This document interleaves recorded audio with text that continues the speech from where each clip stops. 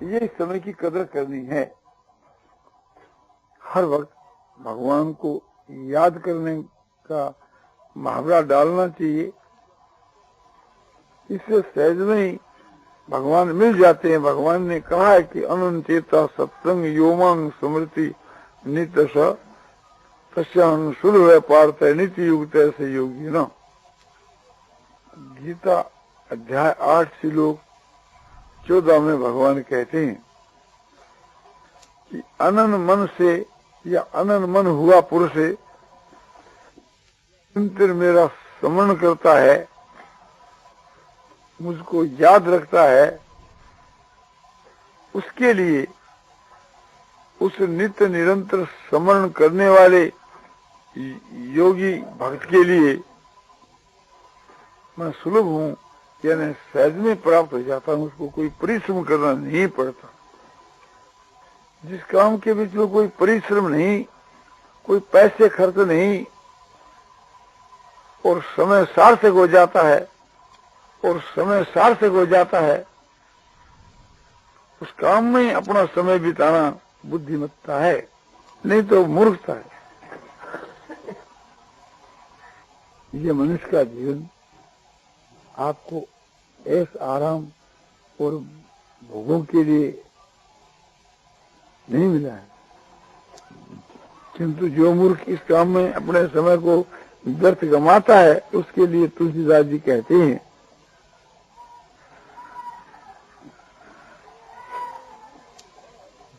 ताहि कबहु भल करगन कोई, ताहि कबहु भल करगन कोई,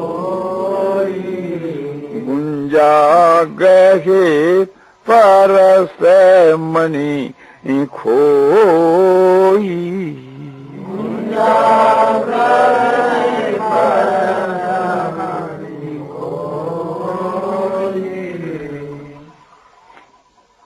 परसमणि यानी पार्स, और गुंजा यानी घूमती चिरमी। जो मनुष्य पार्स को खोकर के बदले में घूमती लेता है, उसको कोई भी बुद्धिमान यानी अच्छा आदमी नहीं बतलाएगा, मूर्ख ही बतलाएगा। यही कहेंगे कि मूर्ख। तो ईश्वर ने हमारे को जो बुद्धि दी है, विवेक दी है, उसकी कदर करनी चाहिए, उसका उपयोग ठीक करना चाहिए, उसका दुरुपयोग नहीं करना चाहिए। वही बुद्धि हम भजन ज्ञान में लगावें, भगवान के तत्व रहस्य को समझने में लगावें, भगवान के गुण और प्रभाव को जानने में लगावें, भगवान के नाम रूप और चरित्र के तत्व रहस्य को समझने में लगावें, तो बुद्धि हमारे लिए कल्याणकारक होती है। और उस बुद्धि को हम दूसरे के अनिष्ट में लगावें, या समझो कि अणु बनाने में लगावें, या समझो कि जिसमें मनुष्यों का, जीवों का संहार हुए, उस काम में लगावें, तो बुद्धि का दुरुपयोग करना है, उसका फल है सो घोर दुख की प्राप्ति। तो ईश्वर ने जो कुछ सामग्री हम लोगों को दी है, ऐश्वर्य दिया है, कुटुंब दिया है, शरीर दिया है, बल दिया है, बुद्धि दी है, विवेक दिया है, सब आत्मा के उद्धार के लिए। तो इन सब को परमात्मा की प्राप्ति के साधन में लगा देना चाहिए, कि जब तक एक प्रकार से मृत्यु दूर है, उसके पहले पहले ही, देहांत के बाद तो कुछ आप कर ही नहीं सकेंगे। तो ये इसका सदुपयोग करना है, इसके विपरीत काम में लगाना है, दुरुपयोग करना है। ईश्वर की बड़ी कृपा है, जो हम लोगों को उत्तम देश, उत्तम काल, उत्तम जाति, उत्तम धर्म में जन्म दिया है। ऐसे मौके को पाकर के भी जब हम अपनी आत्मा का कल्याण नहीं करेंगे तो कब करेंगे?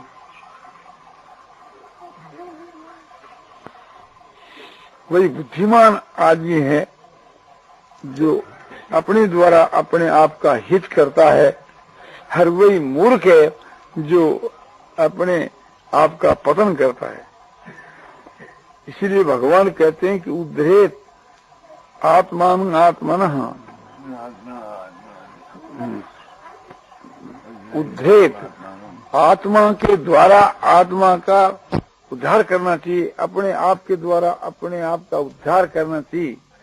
उद्धार करना क्या है?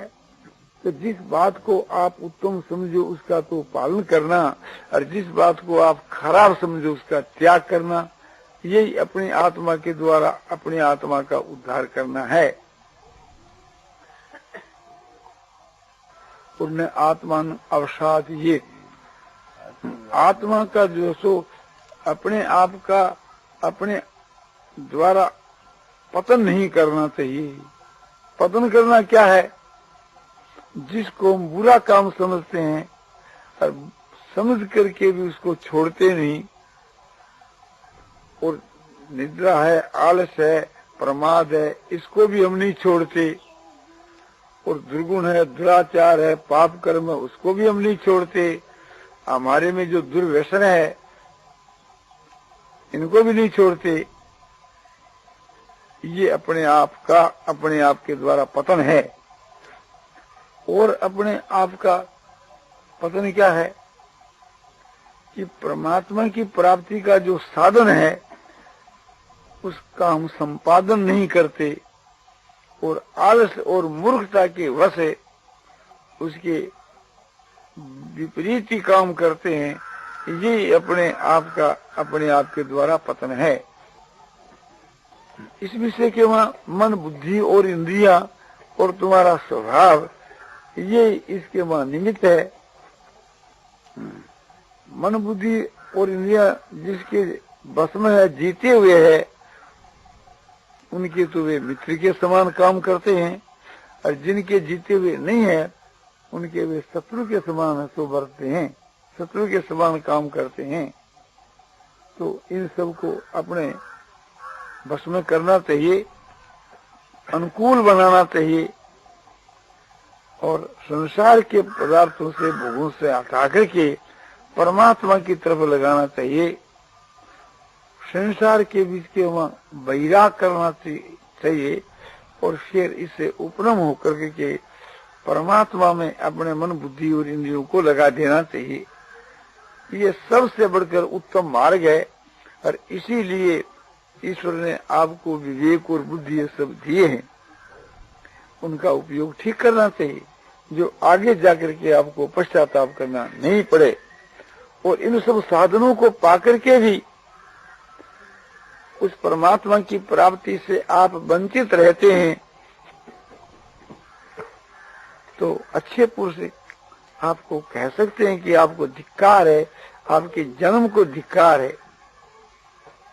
और आपके लिए ये बहुत ही अफसोस की बात है, दुख की बात है, लज्जा की बात है, और भय की बात है।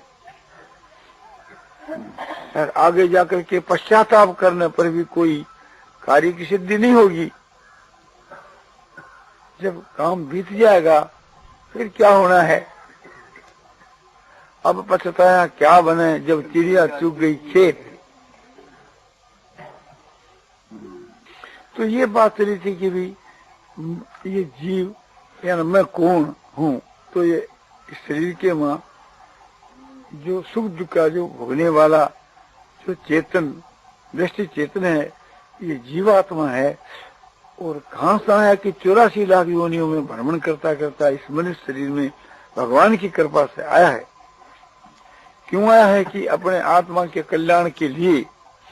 और करता क्या है कि समझो कि अपने समय को नष्ट करता है, मिट्टी में मिलाता है, और अपने नरक में जाने का मार्ग बनाता है, काम क्रोध के वशीभूत होकर के। त्रिविधं नरके छेदं द्वारं नाशनमात्मनः काम क्रोध तथा लोभ तस्मात् एतत्त्रियं त्यजेत्। काम क्रोध और लोभ ये तीन साक्षात नरक के द्वार हैं, आत्मा का पतन करने वाले हैं।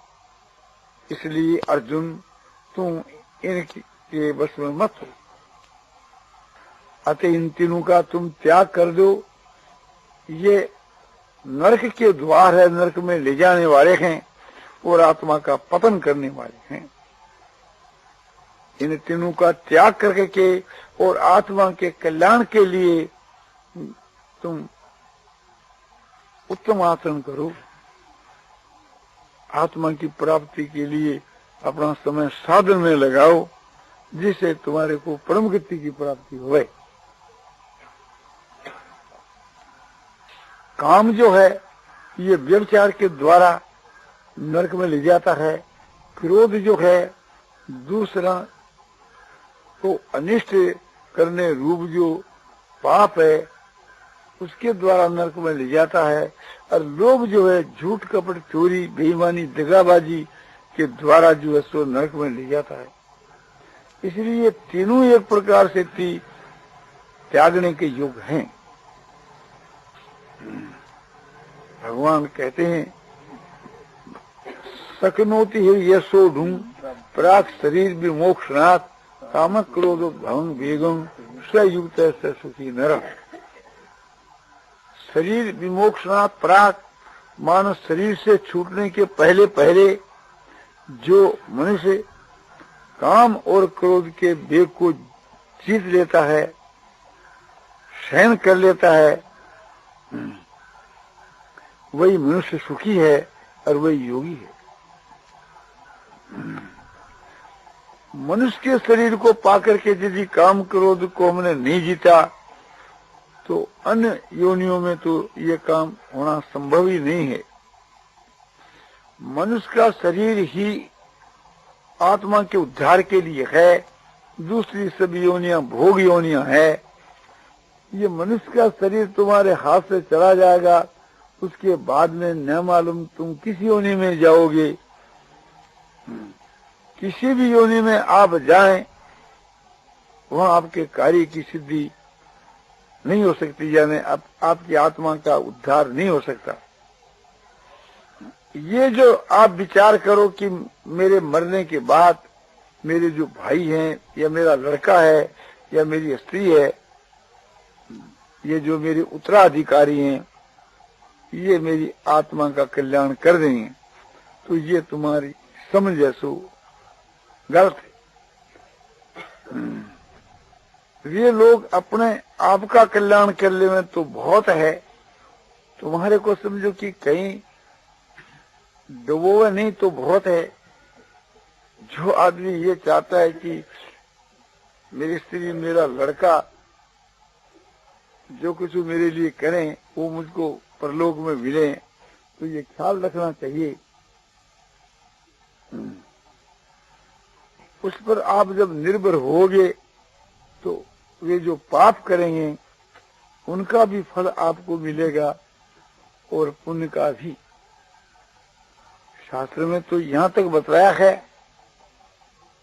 कि स्त्री का जो पाप है आधा पाप उसका पति भोगता है, लड़के का पाप जो उसके माता पिता भोगते हैं, शिष्य का जो पाप है वो गुरु भोगता है, यानी दोनों मिलकर के ही भोगते हैं, क्योंकि वे शासक हैं। लड़के जो पाप करते हैं उसका जो अभिभावक है शासक है और उसको रोकता नहीं है, तो वो भी साथ के माँ पाप का भागी है। जैसे चोर चोरी करता है और उसके माता पिता उसको मना नहीं करते, तो एक उसे कष्ट को उसके माता पिता को भी एक दिन भोगना होगा, क्योंकि वे चोर के साथी। ये भी ख्याल करना चाहिए कि स्त्री पति के पाप को नहीं भोगती। पति जब पाप करता है तो स्त्री उसको नहीं भोगती। क्यों नहीं भोगती? कि स्त्री तो उस परतंत्र है, उसके अधीन होकर के रहती है। इसी प्रकार से लड़के भी माता पिता के पाप को नहीं भोगती, वे भी ऐसो माता पिता के अधीन है। तो जो अधीन होकर के रहता है वो पाप का भागी नहीं होता। मालिक जो है वो पाप का भागी होता है, गुमास्ता नहीं। जो राजा होकर के प्रजा का ठीक शासन नहीं करता तो प्रजा जो पाप करती है उसका अंश राजा को भी भोगना पड़ता है, किंतु राजा जो पाप करता है उसका अंश प्रजा नहीं भोगती, क्योंकि प्रजा अधीन है उस राजा की, उसकी कोई बस की बात नहीं। तो जो मालिक है वो पाप का भागी होता है, पाप का कुछ अंश भोगता है, और जो उसके अधीन होकर रहने वाले हैं वे अपने मालिक के पाप को नहीं भोगते। इसलिए अधीन होकर रहने में ही लाभ है। भगवान के अधीन होकर रहना सबसे बढ़कर के है। महात्माओं के अनुकूल होकर के रहना ये भी अच्छी बात है, और धर्म के अनुकूल चलना बहुत ही अच्छी बात है, किंतु अपने अधीन होकर दूसरों को रखना ये अच्छी बात नहीं। हम पशुओं को बांध करके रखते हैं तो ये एक प्रकार से ठीक नहीं, और हम किसी के अधीन होकर के रहें वो हमारे हित की बात है। तो इन सब बातों को ख्याल में रख करके अपना जो जीवन है उसको सार्थक करना चाहिए, अपने समय को सार्थक करना चाहिए, समय का दुरुपयोग कभी नहीं करना चाहिए। शास्त्र के विपरीत काम के में समय को लगाना ये समय का दुरुपयोग करना है। तो शास्त्र के विपरीत मन को, तन को, धन को, रुपयों को, समय को कभी नहीं लगाना चाहिए, किंचित मात्र भी नहीं लगाना चाहिए। यही बुद्धिमत्ता है। तो इस प्रकार से जो मनुष्य अपने बुद्धि से काम लेता है वही बुद्धिमान समझा जाता है, और अपने बुद्धि का जो दुरुपयोग करता है वो मूर्ख समझा जाता है। नारायण नारायण नारायण श्रीमन्नारायण नारायण नारायण श्रीमन्नारायण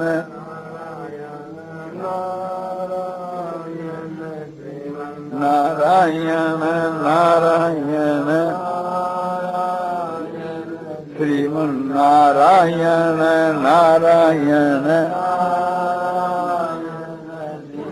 नारायण नारायण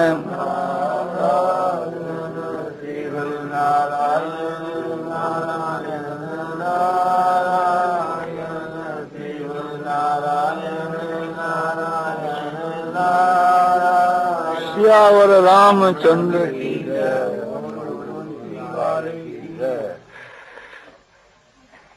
शास्त्र और महात्मा लोग हमको समझो कि बार बार चिताते रहते हैं। जैसे कमकस जो घोड़ा है उसको कोड़ा मार मार करके और सारथी उसको चिताता रहता है, इसी प्रकार से थी समझो कि संत जन हम लोगों को चिताते रहते हैं।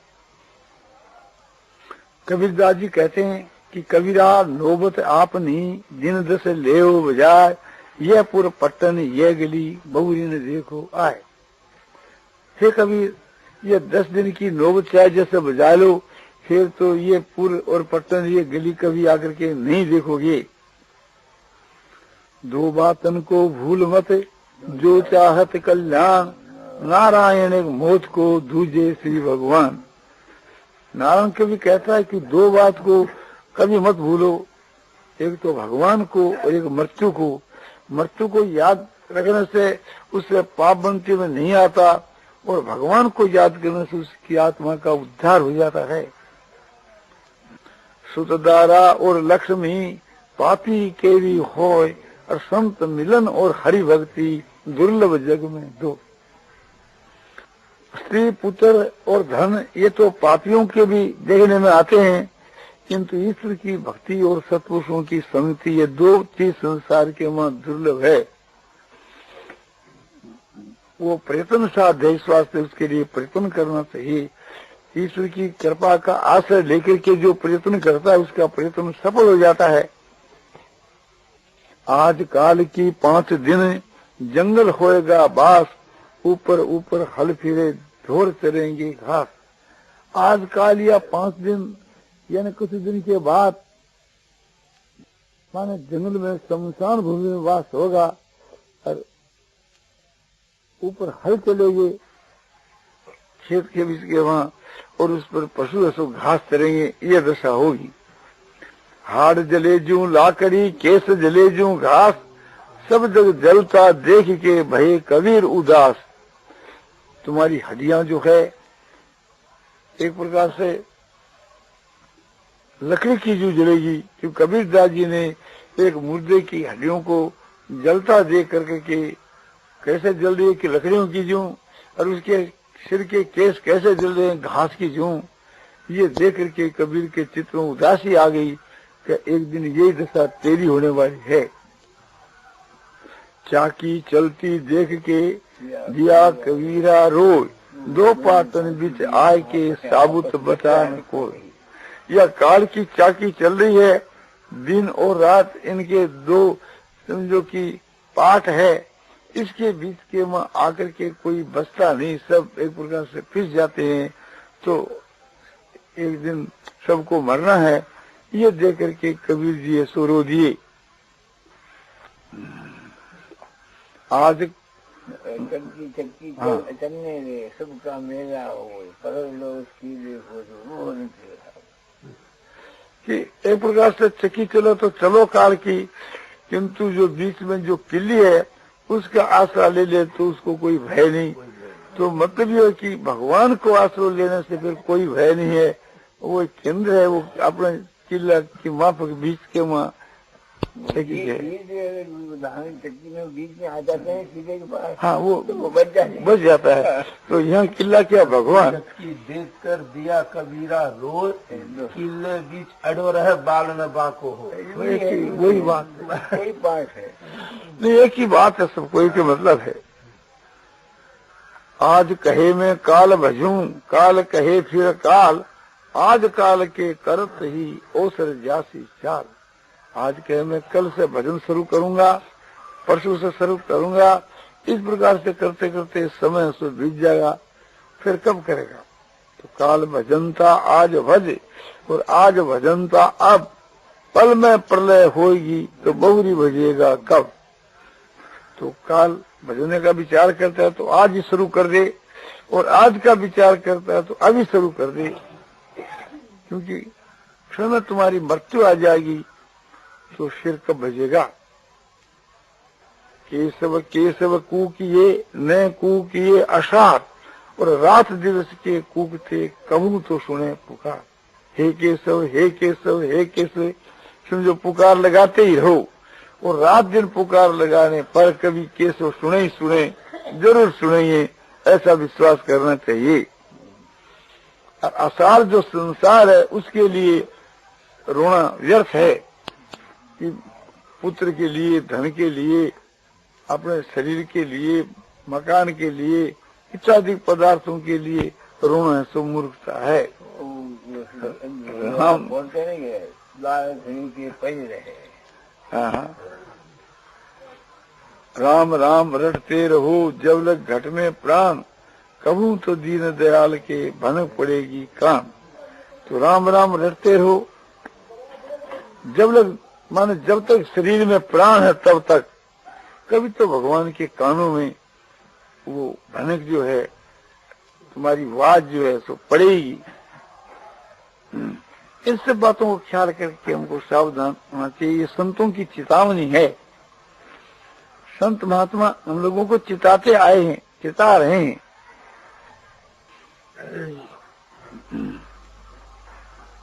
आए थे कछु लाभ को, और खोए चले सब मूल, और फिर जाओगे सेठ पा तो पले पड़ेगी धूल। हम लोग समझो कि धर्मराज जो हमारा सेठ है, उसे मनुष्य का शरीर है, ये मनुष्य का शरीर रूपी ये धन लेकर आए थे, और इस मूल को गंवा करके चले जाएंगे और फिर धर्मराज के पास अर्जी डालेंगे कि हमारे को एक बार मनुष्य का शरीर फिर दो, तो पले में धूल पड़ेगी। देखो, इस पर एक छोटी सी कहानी है कि कोई एक पुरुष संत महात्मा के ऊपर दया करता था और उसको दुखी देकर महात्मा ने कहा कि तुम दुखी क्यों हो? उसने कहा कि मेरे सिर पर ऋण हो गया, इसलिए मैं दुखी हूँ। तो महात्मा ने कहा कि मैं तुम्हारे को पार्स दे दूं तो तुम्हारा दुख दूर हो सकता है। बोलो, पार्स तो आप मुझको एक दिन के लिए भी दे दो तो मैं मालो माल हो सकता हूँ। तो महात्मा ने वो पार्स दे दिया। बोला, 1 महीने तक तुम्हारे पास ये पार्स रहेगा। और उसने आकर क्या किया कि लो ही लो खरीद किया, और महीना बीत गया तो पार्स अपने आप गायब हो गया। अब देखता है तो पार्स नहीं है, किसी को विचार करता है तो महीना बीत गया। अब फिर अपने महाराज के पास जाता है और दुखी चित्त से उदास होकर बैठता है। महात्मा ने पूछा, क्यों भाई अब उदासी क्यों?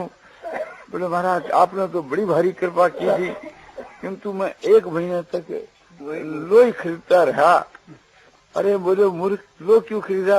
अरे खरीदा तो एक प्रकार से थी, हाथ का तो इसके पार्स के क्यों नहीं लगा दिया तो बेड़ा पार हो जाता।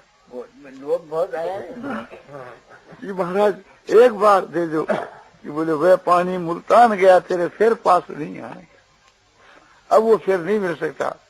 तो यहाँ एक प्रकार से थी महात्मा कौन है कि धर्मराज, और हम रोज रोज उसके पास में जाते हैं, ये जिज्ञासु है। और उसने पार्स क्या दिया कि मनुष्य का शरीर, इस मनुष्य के शरीर को दिया था कि तुम रात दिन सोना बनाते हो, तुम्हारा दरिद्र भाग जाएगा। हम इस मनुष्य के शरीर को पाकर के समझो कि लोक का संग्रह किया, यानी पाप का संग्रह किया, कर्म करते रहे। कर्म एक प्रकार से थी ये पाप का संग्रह है, और इसको उसी वक्त हम भगवान के समर्पण कर देते तो एक प्रकार से वो हमारे सब कर्म सो सोना बन जाता। पुण्य कर्म है वो तो सोना बन ही जाता, और पाप का हमारे को भोग नहीं करना पड़ता, भगवान क्षमा कर देते। किंतु उस रास्ते से नहीं चल करके हम उल्टे रास्ते चले, उसका ये परिणाम है। तो हम लोगों को सावधान होकर के और जो कुछ करें भगवान के समर्पण कर देना चाहिए, और समझो ये समझना चाहिए कि ये सब कुछ भगवान के हैं और मैं भगवान का हूँ, मेरे भगवान हैं। मैं जो कुछ करता हूँ भगवान के हुक्म से करता हूँ, भगवान के लिए करता हूँ। बस इस प्रकार समझ करके जो कुछ कर्म करना भगवान के लिए करना चाहिए, अपने लिए नहीं। तो ये बड़ा सुगम मार्ग है और सहज में भगवान की प्राप्ति इससे हो जाती है। हर वक्त भगवान का ही समझो कि उसके ध्यान रहता है। तो इस प्रकार से थी भगवान की शरण होकर के और भगवान को याद रखते हुए और भगवान की स्तुति प्रार्थना करते हुए अपने समय को बिताना चाहिए। ये सबसे बढ़कर बात है। नारायण नारायण नारायण श्रीमन नारायण नारायण श्रीमन नारायण नारायण श्रीमन नारायण नारायण। श्यावर रामचंद्र की जय। मोर मुकुट बंसी वाले की जय।